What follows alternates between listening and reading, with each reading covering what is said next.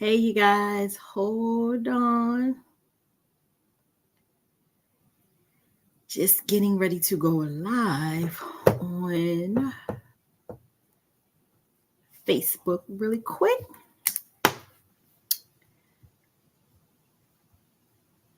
Thank you guys for joining me. Thank you for joining me. Hold on. I have this dog who is driving me crazy, you guys. My dog is so attached to me. It don't make no sense. It just don't make no sense.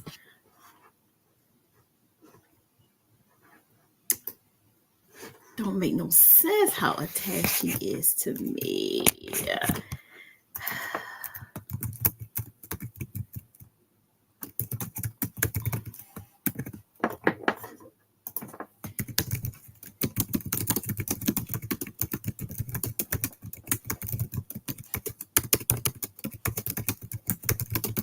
Alrighty, you guys.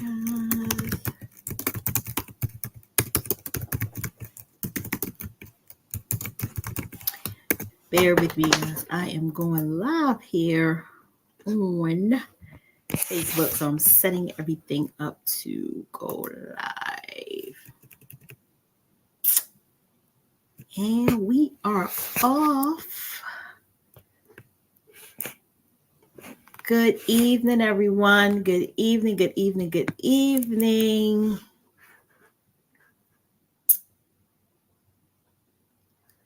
I think we're live on everything. Yes. Good evening, good evening, good evening. Thank you, you guys for joining me for my first ever live budgeting session with here at Spirit Led Finances.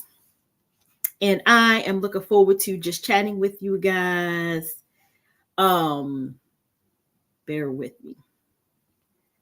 I am looking forward to chatting with you guys today.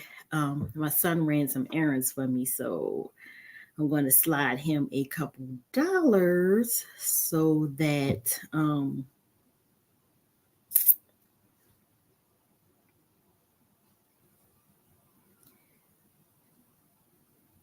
slide him a couple dollars because he helped me. So it has been busy over here, but I thank him happily because he did some errands for me today. And so I am sliding him a couple dollars and I thank him very much. So good evening, everyone. I am Abalori, also known as Nurse Abalori. And I am, of course, a nurse by trade, but I also love to budget. I also love to talk about finance, investing, and things like that.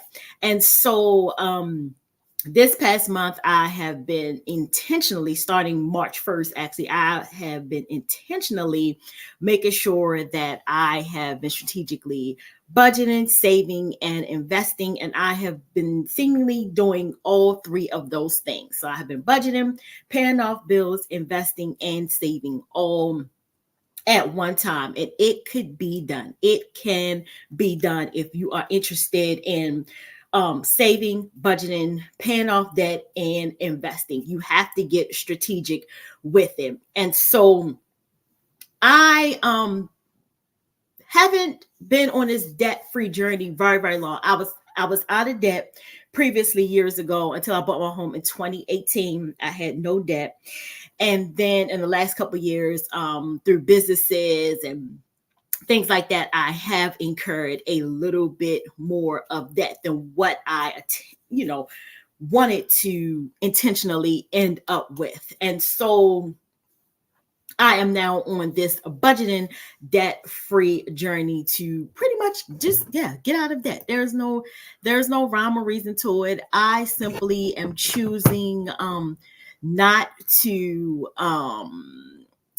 be in debt much longer because I like to travel. I like to live, a pretty much low-key, minimalist, carefree lifestyle. But one of my main reasons is for getting out of debt is definitely because I don't want to be in debt and I want to travel. And of course, the less debt you have, the more things that you are able to do with your life. So that's pretty much it about me. Like I said, I've been a nurse. I've been budgeting. I've pretty much been budgeting all my life. My budgeting habits started late in life. Well, not late, sorry, early in life. Watching my dad pay bills. He was a paper and pen person. So I watched him, strategically either every month or every week pull out his pad with his pencil, and he would write down all of the bills in the house and he would pay them. So that was my first connection to being in, learning how to pay debt, learning how to pay your bills, how to do a budget and things like that. And it was through him that I learned that investing, saving your money, not squandering on things like that, paying your bills on time is basically what we call, the American dream. Everything will work out as long as you pay your bills on time and don't incur much credit. And so that was my first encounter. Again, this was, he's done it all my life, but I guess the time that I started really noticing what he was doing was probably between the ages of 10 and 12. You kind of start learning more about what's going on in your household, your parents paying bills, when you start paying attention more to things. And thus, that is something he's done his entire life. He was always a paper, pen, pencil guy. He was a great math person, math whiz. My dad is from Nigeria. And if you know people who are typically from Africa and things, parts of that nature, they typically are really good in math and science. And so he was always great in math. Whenever I had a math issue in school, I would always go to him. He would help me work it out, get the answer, help me understand it, end the story. But he was always good at math. He was always a great budgeter. So I learned my early budgeting skills from him. And I pretty much carried that throughout my life. Even in high school and college, I worked. I didn't incur any debts. In college, I didn't incur much debt. And I kind of pretty much, when I had cars, I either bought them cash or I paid them off. So I never had pretty much large amounts of debt. Matter of fact, the debts that I have that are huge in nature are, of course, my mortgage now, my student loans from going back to school to get my master's, and my car note, which I am, that's in the mix to be paid off. And so where I am in my debt-free journey right now is paying off some credit card debt, paying on some old bills. And it has been a process, because I literally had to sit down, take it back to the basics of pen, paper, coming up with the strategic plan on a calendar of, I get paid here, what's going to be paid, I get paid here, what do I need to pay? And thus it has been I wouldn't say it's a slow process, but I wouldn't say it's a fast process, but it's been a consistent process.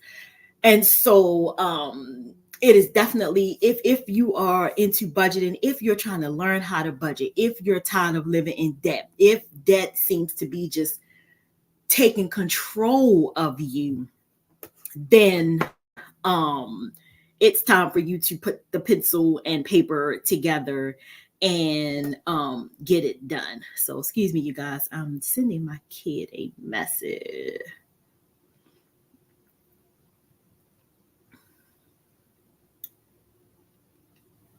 I'm sending my kid a message that I'm sending my younger brother out to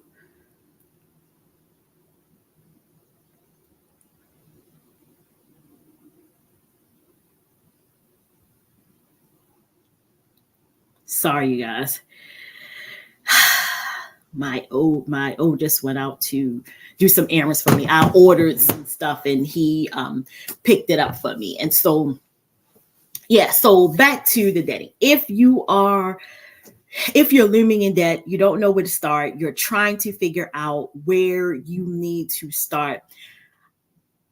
This is the process that I typically am doing right now. So, as I strategically said, when I am budgeting, I have a few things that are in my arsenal, and I didn't bring them up here, but one of the things is I have my budgeting book, which has everything in there from my bills to the things that I owe. Everything is in my budgeting book. But more importantly, you guys, with spirit-led finances, I always start my budgeting off with a word from God, a scripture of some sort that is related to hope and getting out of debt, and using the principles of this good book here, the Bible, to get out of debt. And it doesn't have to be, it could be any Bible that you use or any spiritual reference that you use.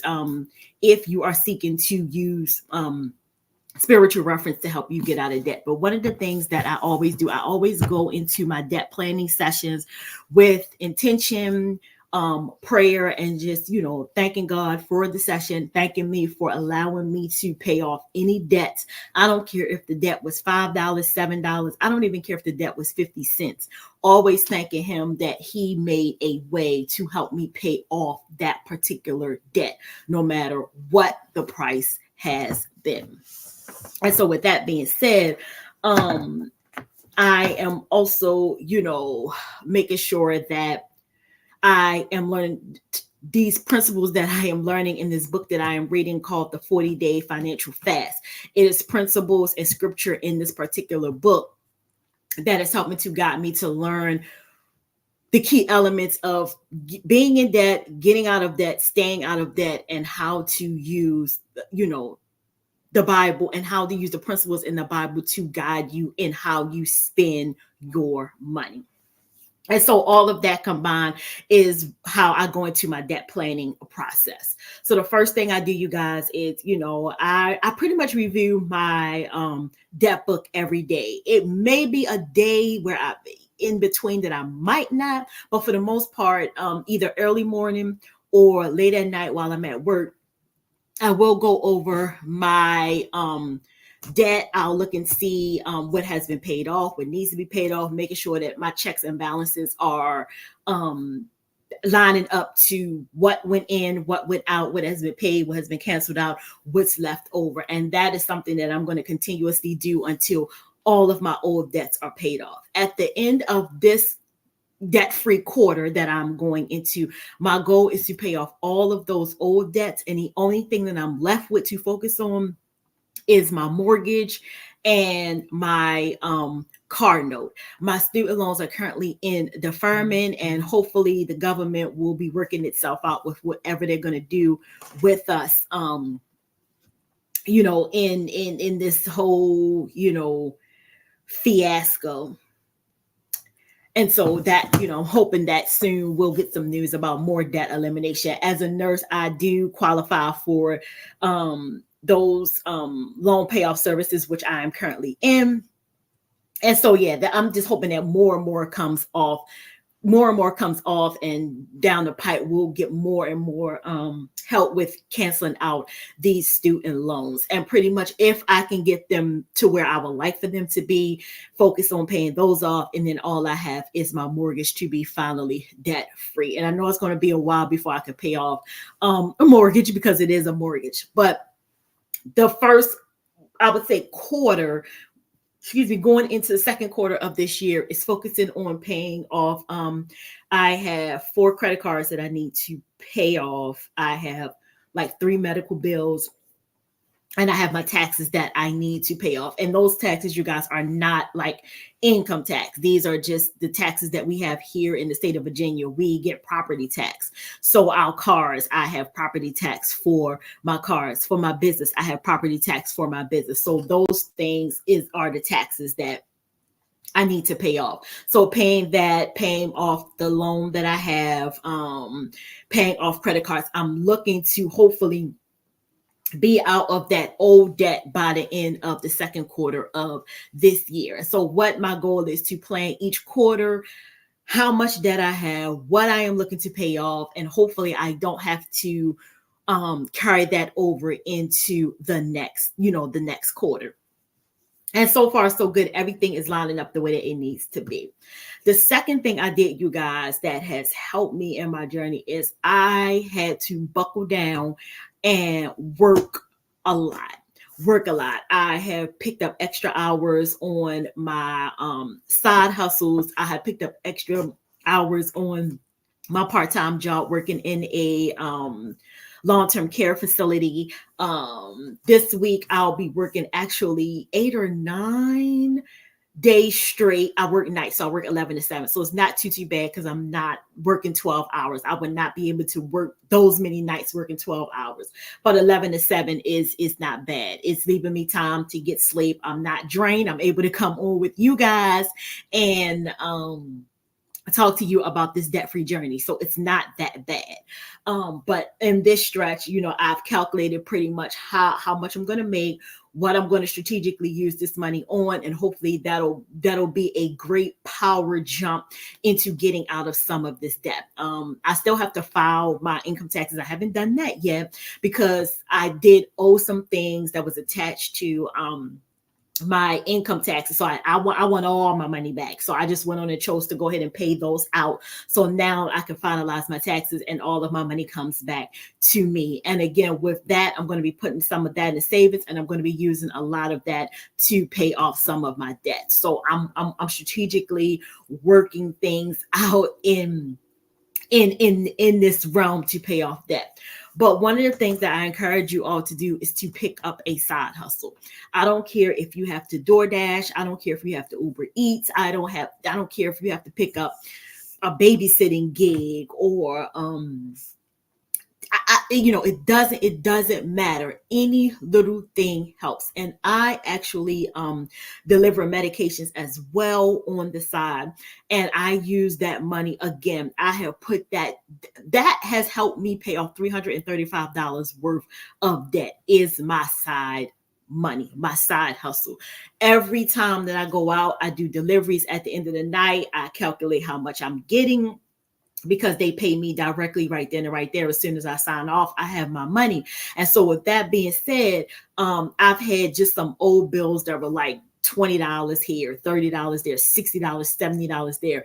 Working 2 or 3 days, I've able to come up with the monies and knock those debts completely out. And let me tell you, it is nothing more fulfilling than to see your debts continuously trickle down. And part of that is because you have picked up more on your side hustle. Now, caveat to that, I have been a workaholic for the month of March, and probably more than likely I'll float that into half of April, because I am going to take a break in May. I will be going out to the islands for like 5 days, and so I am strategically just like hustling and working so that money that I'm planning on taking with me will stay in my savings account, and then the rest of the money will be contributing to my bills. So that is how I am strategically making sure that I stay on task. What I'm going to take is what I'm going to take. I'm in a resort, so mostly, a lot of things are included. And whatever I take to spend is whatever I'm going to take to spend. That's it. I'm going to be in a budget. I'm not spending no more. And if I spend less, great. I'm under my budget, but I don't plan on going over my budget. And I don't plan on spending that much, because for me, this trip is more of an R&R, rest and relaxation from working so hard. And then, just enjoying a little bit of life, because the last couple months have definitely been a little rough for me, but things are looking up on the bright side. So again, the first thing that I've done is putting pen to paper, pencil to paper, writing down all of my debts. That also includes my monthly debts, my monthly bills, as well as any outstanding debt that I have coming up. Pen to paper, pencil to paper. The second thing is, you guys, picking up a side hustle. I have picked up several side hustles to help me get out of debt, and that has helped tremendously. If you don't listen to anything that I say on this live, please, I encourage you to pick up some type of side hustle. Uber Eats, DoorDash, being a courier. If you got to pick up another job, it can be done. It is not forever, you guys. Unless you like your job and you like to work multiple jobs, then great. But getting out of debt and your sole purpose of getting a job is not for it to last forever. If you decide to start your side businesses, like I also own a side business, as you guys can see me, I have some clothing hanging. That's because I also own a reseller business, and I sell on 4 sites: Poshmark, Vinted, Mercari, Kitty's Den, and I will be adding Facebook Marketplace, so those 5, and then I'll be adding eBay into the picture in the next couple of months. But again, if you have, a passion for doing something that you can get paid for, flip that and turn that into a side hustle. It is nothing more fulfilling than doing something you like and then making money from it. I enjoy my reseller business. I enjoy my thrift seller business. Now, I don't always devote as much attention to it as I absolutely should, because I'm doing so many other things, more so often because I am working, but I am paying a little bit more attention to it to get my sales back up to where they need to be. These sales are also contributing to my savings and investing. So that brings me to the third piece. The third piece of all of this is have a savings goal. I don't care if you say you're going to save $5 a week. $5 a week is better than nothing. I encourage you guys to open up a high yield savings account. I have a SoFi account. You can also do a Capital One account. There are several Ally Bank. There are several banking industries that you can open up a high yield savings in. And within those high yield savings, you can also open up your own investment account, IRA account, retirement account, things like that. So with me, every week I contribute to both of those accounts. I don't contribute a lot, but it does add up. I contribute actually $5 to each account, and I don't touch it. I'm letting it do whatever it's going to do. I'm probably going to add one more account to make sure that I let that grow. And it's probably another either investment or retirement account. I think I'm probably going to do more of an investment account. I plan on retiring, with income that I'm earning from investing and stuff like that, so that you guys, that I don't have to work once I get into my retirement years. I'm setting up life now so that after I'm done with schooling, getting my NP certificate, that I can kind of moonlight and do some telehealth things, and I don't have to work as hard as I do now and still make a decent income and live the life that I am wanting to live. You guys, my goal at the end of all of this is to kind of be like a digital nomad, traveling, working, enjoying life, and not being tied down to a job just simply because I have to pay bills. So let's recap. The first thing that I'm encouraging you guys to do is put pen to paper, pencil to paper, write all your debts out, figure out a schedule for how you're going to pay these debts. I don't care if you do the debt avalanche, which means you start with the biggest and pay down to the smallest, or if you start with the debt snowball, which is your smallest to your largest. I am kind of doing both. If after I work and I calculate my monies and I have a huge debt that I would like to either put a dent in or pay off, I'll do that. And then I kind of might hold the smaller debt for another time. And if I feel like, well, I didn't work as much, but I have enough to pay this smaller debt, then I'll pay the smaller debt and forego the bigger debt. So I'm doing a combination of both. It just depends on, after I work my jobs and I get paid, what's left in the tank. On my part-time job, my 2 part-time jobs, actually, you guys, I make decent money. So that actually pays for the bills in my house. And then my side hustles and things is what's helping me also to get out of debt a lot quicker. And so make sure that, you're writing your debts down. You're planning how you're going to pay these debts off strategically. Writing out a plan. Now, the plan does not have to be absolutely concrete, because things happen. Emergencies happen. You might have to back off. You might have to spend money. You might have to dip into some savings. So things will change while you are doing your debt payoff, and it's okay to pivot. It's okay to stop, because unfortunately we can't stop things from happening in life. We can't stop emergencies. What's going to be is what's going to be. One of the things that I wholeheartedly do is pray about the challenges of trying to get out of debt and then emergencies happening. I currently don't have any emergencies, knock on wood, thank God. I should really say, but I did have to make a decision on it was a debt that I did not per se incur. I helped someone out. It became a disaster. And then I had to make a tough decision as to what I am going to do with this particular debt. And then I just figured today I'm going to make that one tough decision. I'm going to leave it as be, however the chips may fall. I'm going to give it to God and let him strategically work it out on my behalf. And hopefully at the end of all this, it won't be damaging to my credit. I thrive on having great credit. However, sometimes things happen and your credit will take a dip. It does not mean that you can't bounce back. So it's a lesson to be learned. Just, when it comes to money, just if your first instinct is to say no, stick with that. Don't go back. Don't revert. Don't change. Don't sit and think about it, because if your first instinct is to say no, hindsight, there's a reason why your first instinct is telling you no. Hindsight for me is I did not listen to my first instinct. It has come back to bite me in my butt. And so I am learning now. I just hope and pray that at the end of all this, God has me in his list of, let me go ahead and fix this thing, work it out, and it won't be detrimental to her or her credit. So that is my prayers going up to him. And so we talked about writing your debts down, however you're going to pay them, coming up with the schedule. We're talking about side hustles. Pick up a side hustle, even if you got to get a part-time job, moonlighting, working on the weekends. It's not forever, you guys. It does not have to be forever. And then the third thing is, savings and investing. So the third thing is come up with the savings and investings. A lot of times, if you are in a high yield savings account, you can open an account up with pretty much next to no money. It might be as little as $5. It might be as little as $10.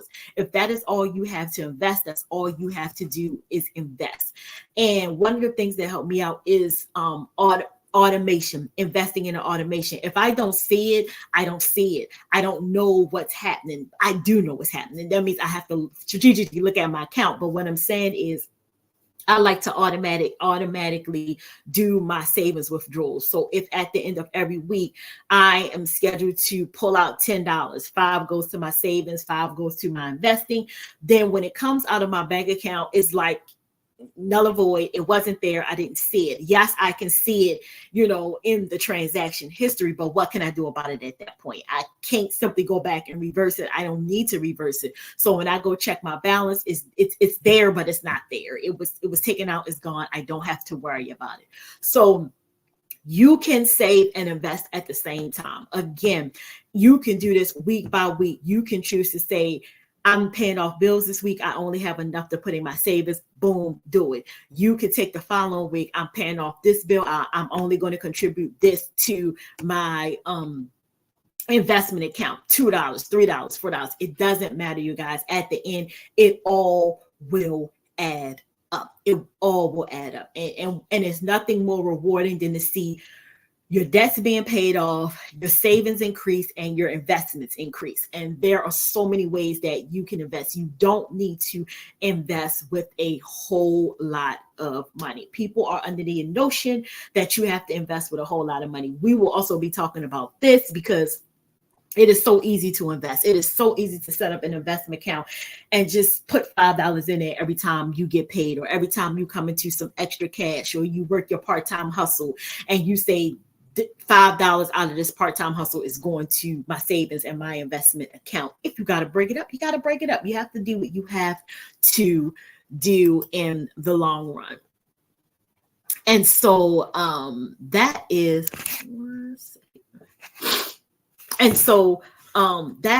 what I am encouraging everybody to do.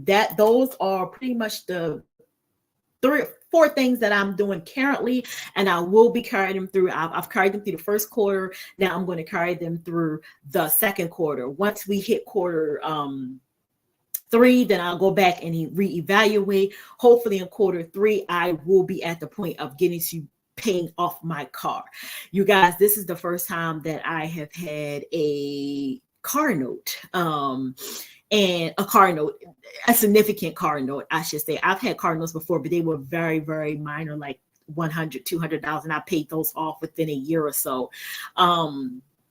This time I have a significant car note, and that's because the car that specifically have the car note on belongs to my son, and it's not it's actually his car that gets him through college. And once he gets out of college, he can, if he chooses to go get another car, that's on him. But this particular car is carrying him through college. And so far, we've had it just almost a year.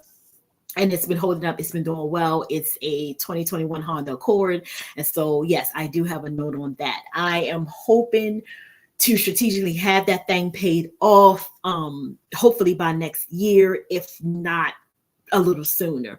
So that means as a nurse, I'm thinking of toying with the option of picking up contract work. So taking on a 13-week assignment. And that way, within a certain amount of time, I can come up with this money and I can just go ahead and knock this car payment out and be done. Car loan out and be done. And I'm heavily leaning into doing just that. 13 weeks, I may have to extend, but it's okay because it's not something that I know I'll be doing for the long haul, for the long run. But these are the tips that I just kind of wanted to come in and talk to you guys about, the things that are helping me strategically get out of debt and what you all can do. So feel free to join me on this journey.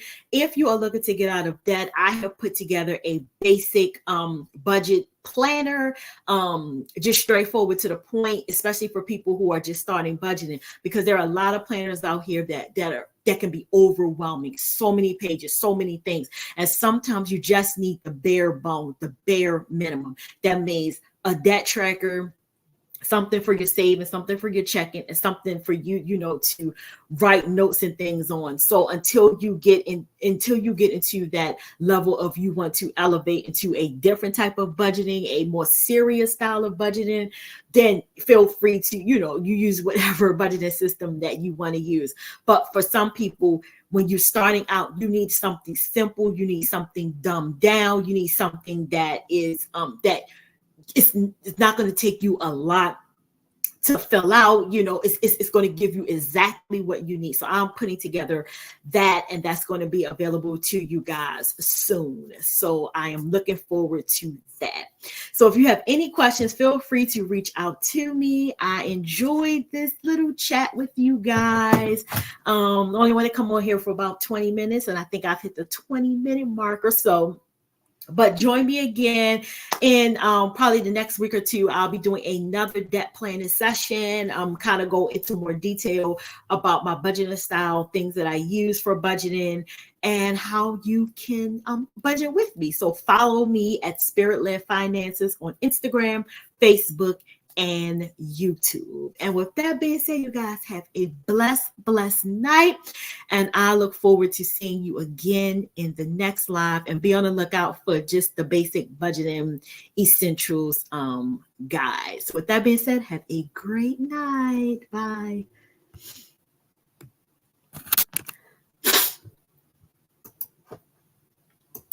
Mm-hmm.